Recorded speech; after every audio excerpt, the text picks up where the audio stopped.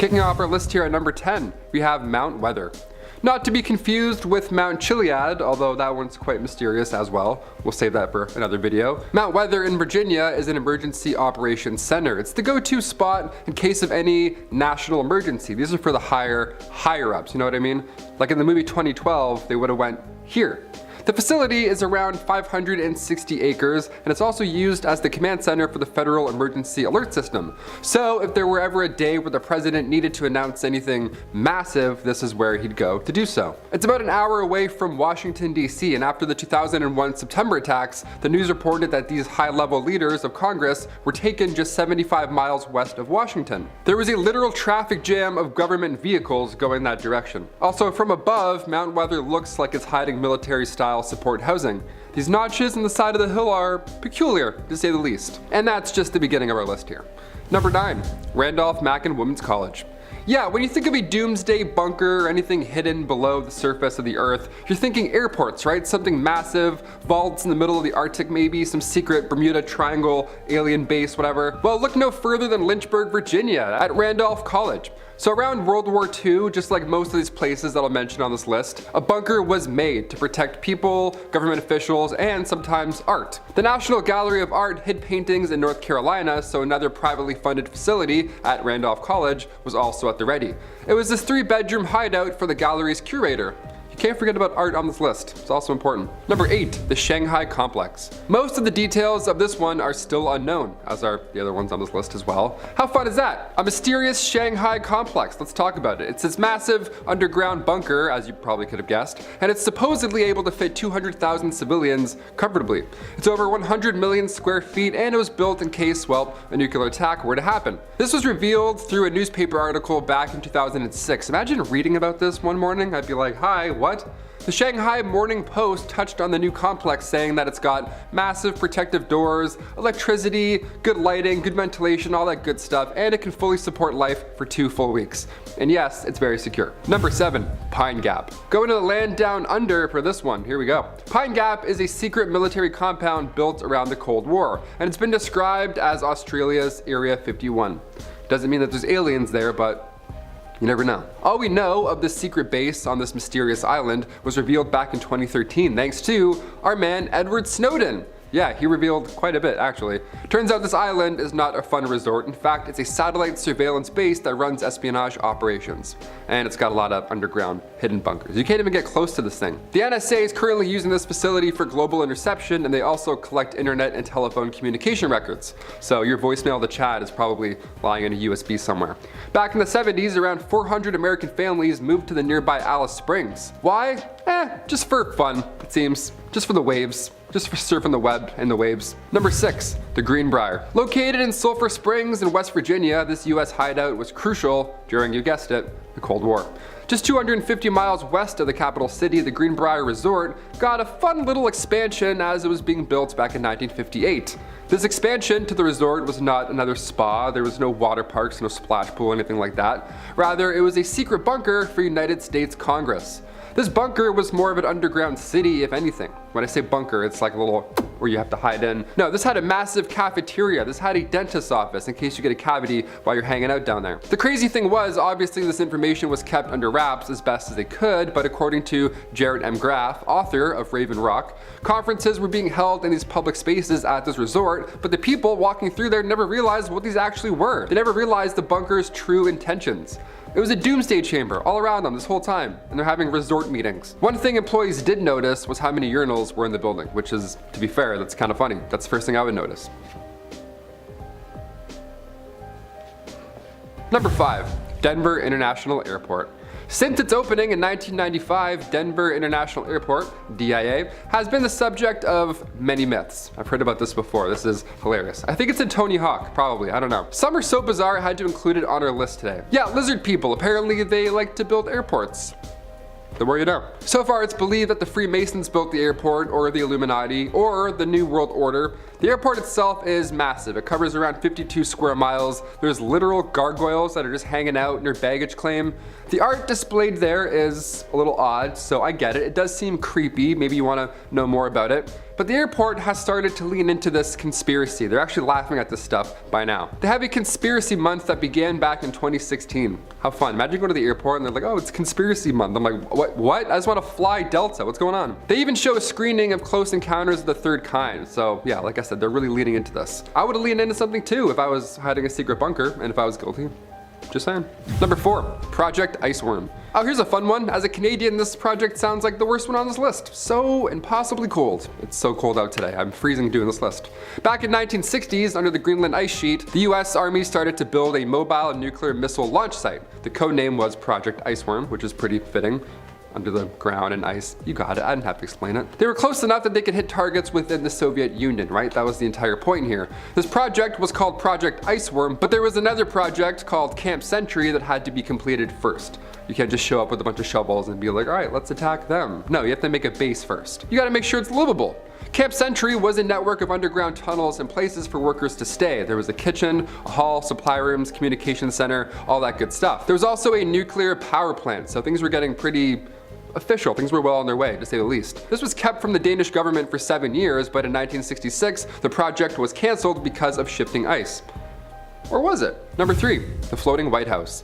This one's not an underground bunker per se, but it was once a doomsday ship. That counts. Also, it's under the water, so it can technically below Earth level. I don't know. This was back in 1962, before Air Force One. There was a presidential yacht. Or 2. These yachts sound glamorous, but really it's just a floating doomsday bunker. Lincoln had a steamboat during the Civil War that he used, and it was called the River Queen. The USS Mayflower was used by Roosevelt. Then later on, 2 Navy command ships were ready in the 60s. There was a light cruiser and a light aircraft carrier, one of which was always in the water near the president, just floating by, just lurking about. This is when the Soviet Union had a weak navy, so the odds of them finding the president's ship in the Atlantic, well, those odds were slim. That is until, of course, satellite technology became a thing, and then we started looking down from above, and then after that the floating presidential bunker wasn't hidden, obviously. It's probably the worst place to put a president at this point, actually. Just in the middle of the water. They're like, let's play Battleship, I guess. Number 2, Metro 2.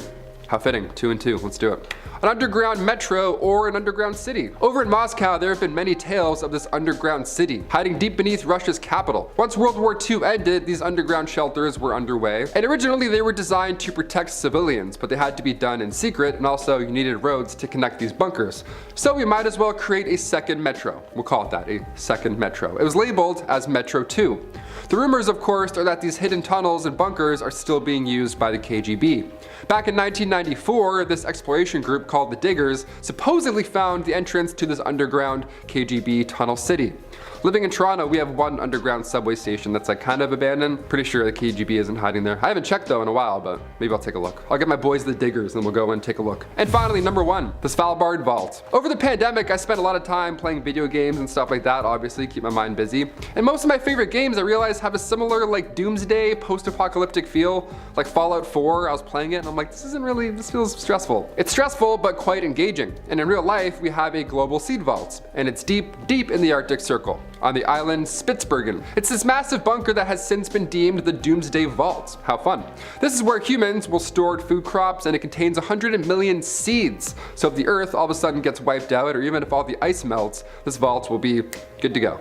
We won't survive, but we have seeds. All that water just flooded the rest of humanity will now regrow the earth, ideally, which sounds so horrible, but weirdly cute. I'm kind of concerned. Is there something we don't know about this vault? Is that seed guy from Breath of the Wild hanging out in there with his loud maracas? Or Santa? I mean, Santa's only 800 miles away from this area, so he could be hiding here, you never know. Starting us off with number 10 is the Maginot Line. Now the Maginot Line was a fortified line of bunkers, defenses, and forts that were along the French-German border. The entire thing took 9 years to construct and was finished in 1938. And it is massive, you guys. I don't think I've ever seen a bunker this big. Sometimes the bunkers would take up an entire mountain, which is no joke. Like they had layers. It would go surface of the earth, then the soldiers' quarters, then more quarters, then the ammunition, then the telephone bureau, then the hospital, and then the subterranean connection, which was an underground train of sorts, and then the final bottom layer was the ammunition stores. I feel like this wasn't in order, but you guys get what I mean. And to get to each layer were underground elevators. Like, I'm thoroughly impressed that they constructed all this in the 30s. But the reason I'm going on about the past is because the turrets and entrances and exits of the bunkers are still very much exposed, so I'm pretty sure you could just go right in and explore the mini city below if you truly wanted to. But I mean, I don't know how tempting that would be unless you're an urban explorer, because based off the pictures of the bunkers, it looked like one of those abandoned, creepy asylums where you just know something or someone is lurking down there and has been for a while and is just waiting for someone to venture down there to kill. And I don't know about you, but I don't intend on being that person. Coming in at number 9 is the underground city. Located around 9 miles away from Waynesboro, Pennsylvania, Site R, also known as the underground Pentagon, is a massive bunker that was built in the 50s. The bunker was built for Armageddon itself. There are miles of underground tunnels and access shafts, yet no one has been willing to say what is actually on site. There are rumors that Raven Rock is a full underground city, and I'm talking streets, pumped in air, room for 3,000 people, houses with huge supplies of meals ready to eat,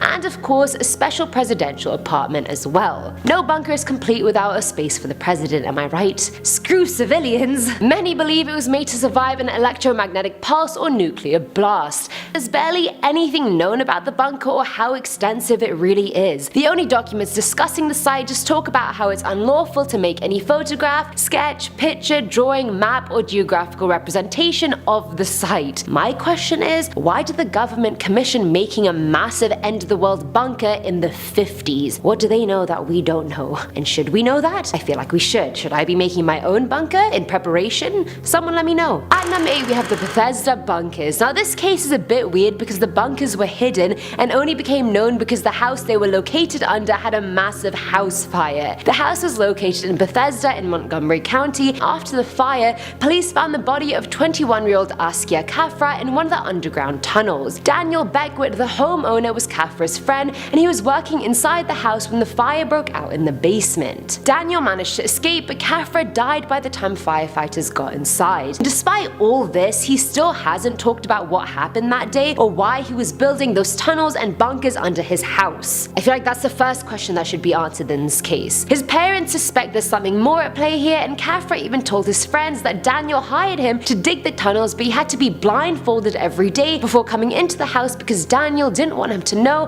where he was living, which is just very suspicious. I don't know how he didn't see that as a red flag, but there you go. The whole thing just screams shady. Just me? Definitely shady. Filling a number 7 slot is the hotel, and I mean, I wish I was talking about a bunker that had hotel level comfort, but alas, I am not. Back in 2011, while construction workers were laying the foundation for a bar in the Sofitel legend Metropole Hanoi Hotel, they uncovered an air raid shelter under the hotel, and boy, that was a very long name for a hotel, let me just say. It was constructed during a past war with the US, and it's basically fully intact. The foyer tunnel is more than 2 meters long, and the whole shelter has 6 rooms with 2 entrances. One can be found below the pool, and the other is at the hotel center. Even after it was discovered, everything the workers found remained untouched, and the bunker is now open to the public for viewing. It even received a UNESCO Asia Pacific Heritage Award for Cultural Heritage Conservation back in 2013, so it really is like an untouched time relic. It even has an autograph carved into its wall from Australian diplomat Bob Devereaux back in 1975. I'm just surprised no one discovered the bunker before the bar was being built. Like, did they not discover it when they were building the hotel itself? How is an underground structure like that so easily overlooked? It beats me. Now at number 6 is the hike. So if you live in Oregon and one day you wake up and feel like you have your life together and decide, you know, today would be a great day to go for a hike. If you go on the Tillamook Head Traverse hike and trek over 6 miles of forest and plunging cliffs, you will come upon an old bunker that no one knows about. Well, except for the people watching this right now. Now we all know. The landmark of Tillamook Head itself is nearly 15 million years old, so it's been through a lot. But 1.5 miles away from Cannon Beach, there are bits of moss-laden concrete and metal and a bunker the size of a school bus. That's it. There are no signifying plaques, no signage, nothing. Despite the wealth of information that the internet is, no one can seem to find anything about this bunker from the early 40s. But real-life historians, on the other hand, do have some information. Not a lot, but some. A historian at Fort Stevens said the site was used by the US Army Air Corps for about a year and a half during World War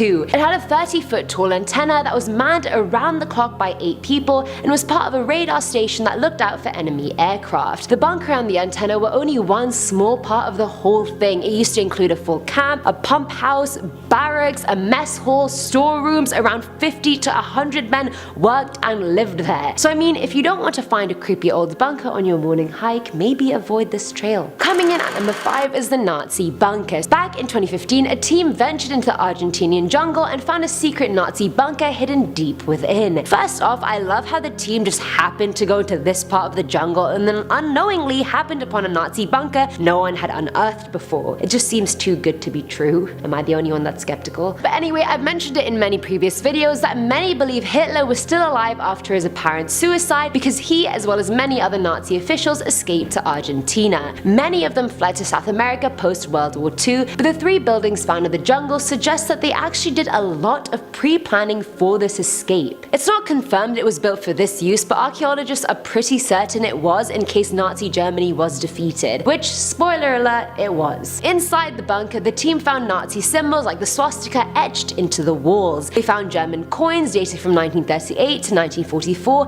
and other items that had "Made in Germany" written on them. They believe one building was used for storage, the second was for lookout purposes, and the third was for housing. As a hideaway, it was in a prime location as well, 10 minutes from the border with Paraguay, and had a number of escape points. For the most part, the building seemed unused because the Nazis probably realized after fleeing to Argentina they didn't even have a reason to hide because they were pretty much very welcome in Argentina. At number 4 is codename 17/5001, aka the secret 3-story bunker that was one of the communist world's most highly advanced bunkers. It was 16 miles away from Berlin, it reached a depth of 70 meters below ground, and it had 85,000 tons of concrete in the form of a blast cap that was meant to protect from any explosion above. Sounds like the whole shebang. The bunker had tunnels that divided 170 rooms, AC, power generators, a fountain, and even springed rooms that were designed to cushion people from explosions. It took 5 years to build, and despite being designed for East Germany leader Erich Honecker and 400 other staff members, it was never used. Erich himself only visited it once and was unhappy with its environment. Urban explorers found and entered the bunker before officials did, but when they finally did find it, they opened it to the public for 3 whole months. Now its walls are covered in mold and the decontamination chambers are very much out of service. I love how this bunker is literally half above ground, half not, stayed undiscovered for as long as it did. I mean, it's in plain sight, I'm just saying. Filling at number 3 slot is the secret French bunker.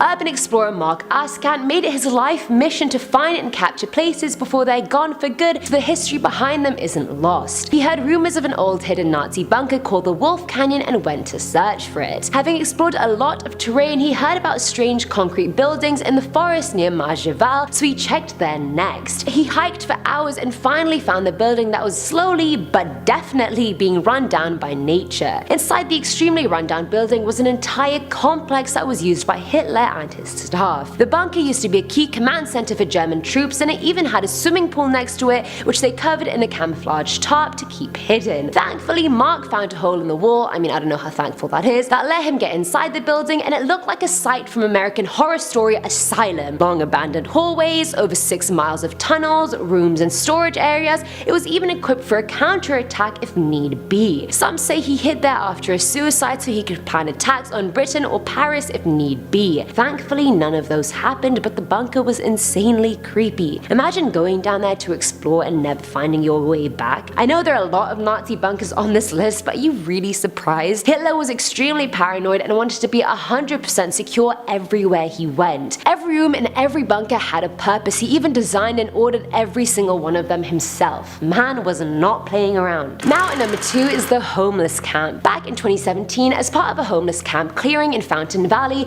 police came upon many things: drugs, needles, stolen items from nearby homes, and a bunker filled with more than 1,000 stolen bikes and a loaded gun. Yeah, I wasn't expecting the last one, were you? The bunker was camouflaged to blend into the dirt and was big enough for a 5'7" person to stand inside, so I'd pretty much fit in there very easily, thank God. Perks of being short. The gun was wrapped inside a hoodie and it had 3 empty shell casings, meaning it had been fired not once but thrice, which creates another problem like when the hell was this gun used, who did it shoot, if anyone. I hate when one problem breeds other problems, like no please I'm drowning, I don't need any more problems. But anyway, police have speculated the bikes were part of a large-scale theft ring. Residents in the local area have been complaining to sheriffs and police for ages to try and get the homeless encampments cleaned up, but they only got to it that year. Come on, authorities, you have to get on it quicker. Maybe if they had listened earlier, they would have found the bunker. Yeah, and not as many bikes would have been stolen, and someone might not have been shot. Who knows? And finally, at number 1 is the Rexall bunker. Now this one, it truly stumped me. Like, I had so many questions, and I know you guys will too, and I won't be able to answer any of them, so let's go. Back in 2015, a bunker was discovered very near a Rexall center, which was going to be used as a tennis venue for the upcoming Pan American Games. Now if you don't live in North America, a Rexall center is basically sort of like a pharmacy, grocery store sort of thing. Police found the bunker in a densely wooded area that was fenced off, restricting access to it. It was a very well built, and whoever made it went to extra effort to make sure it wouldn't be found. It was 10 feet underground, 33 feet long. It was receiving power from a cord connected to a generator in a hole dug nearby. Inside the bunker though, they found rosary beads nailed to the wall with a Remembrance Day poppy with them as well. Which begs the question, was this just a historical tribute? Was it more? No one really knows. On top of that, the bunker had it all: a sump pump to remove groundwater, a pulley system, a gas container, moisture resistant light bulbs, food and containers, etc. In an attempt to hide the entrance of the bunker, the owner covered it with dirt and plywood, and insulation was placed around the generator to cancel out its sound. Despite all this being random as hell, and the police having no leads on who did it, they can't actually even do anything about it. As weird as it is, it's not a crime to dig a hole. There's nothing about it that warrants criminal action in any way. They've since filled the bunker in, but again, no idea who made it and why. It's not a crime, but it surely should be at least a semi-crime or something. Starting off at number 10 now, we have the Safe House. On May 5th, 2017, the YouTube channel Shy posted a video of him discovering and exploring a fully stocked underground safe house. He found it while walking through the grounds of an old factory in the industrial area of his city. As he was exploring, he discovered a strange concrete block with a metal gate on the side of it. He opened it and climbed the ladder. There,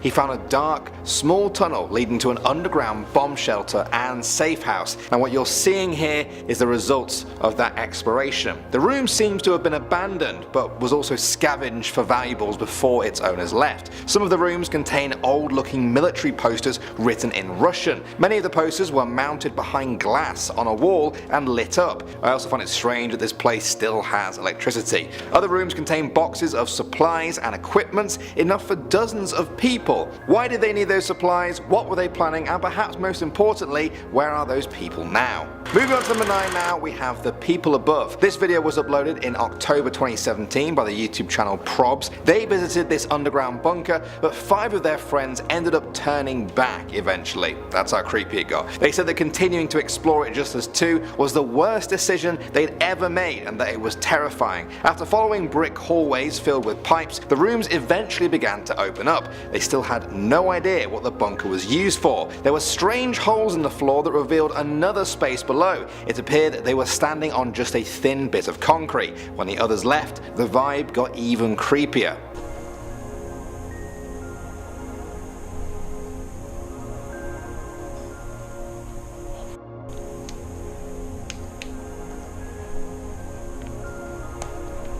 Their bravery was rewarded though when they found a secret area where it seemed like the ceiling had actually caved in. The nervous laughter turned to genuine fear though when they heard someone else nearby. I can hear someone on top of us.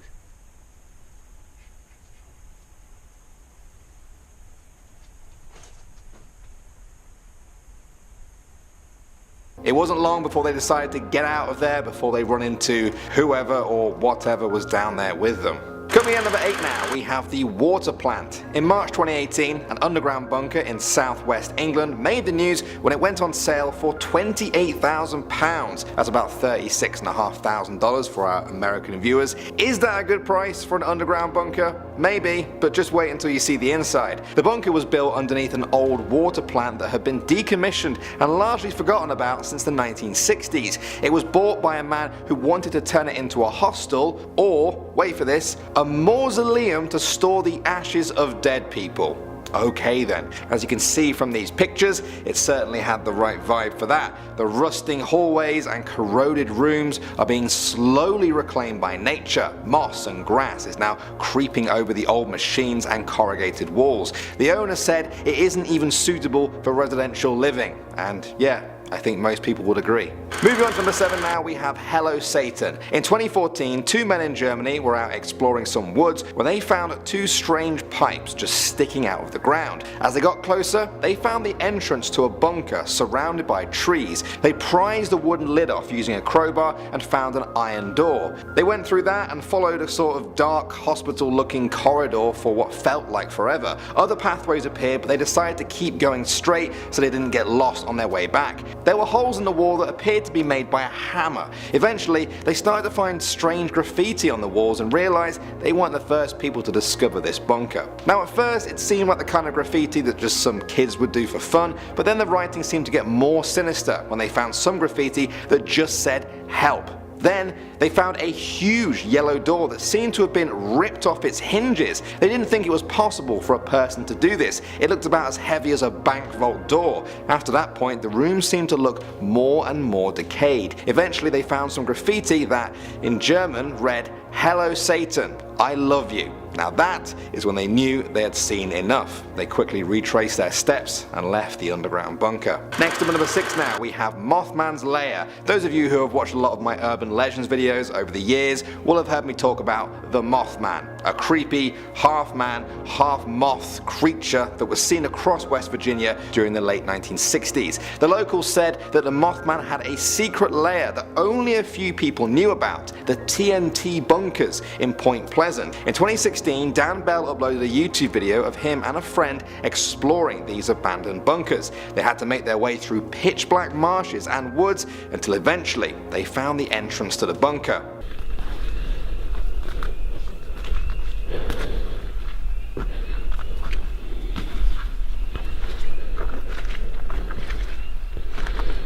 Slowly, they headed inside in silence. The old walls were covered with graffiti, many of them making reference to the legend of the Mothman. There was also this satanic graffiti that said "burn the witch" and also 666.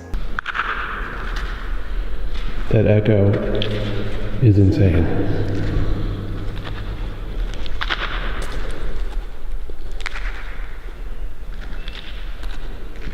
After a short walk through the woods, they came across another bunker with similar writing on the wall. Needless to say, they didn't find the Mothman, but there are 2 other videos in their Mothman Lair series if you guys want to go check them out.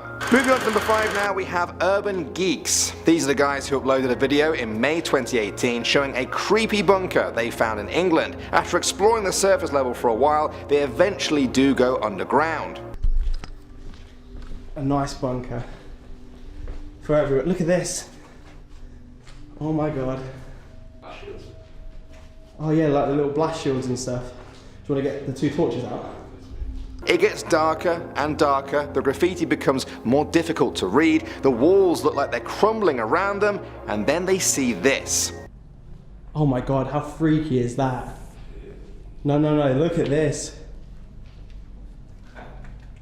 Maggot #2. They've actually tagged the machinery as maggots. Like, I don't know if this is gonna... That's right, some graffiti telling them that they are being watched. Now your natural reaction if you saw this may be to just dismiss it as a joke, but part of you would still be wondering if someone really did live in that complex, watching every person that passed through, and perhaps never made it out. Eventually, the temperature actually started to plummet in there, and they decided to get out of there. Next up at number 4 now, we have Mezzarino. That's the name of this Australian YouTuber who went out to explore a bunker in 2017. Now he actually went there not knowing anything about the place. He tried to do some research online and almost nothing came up. Now that would put some people off, but he decided to go for it anyway.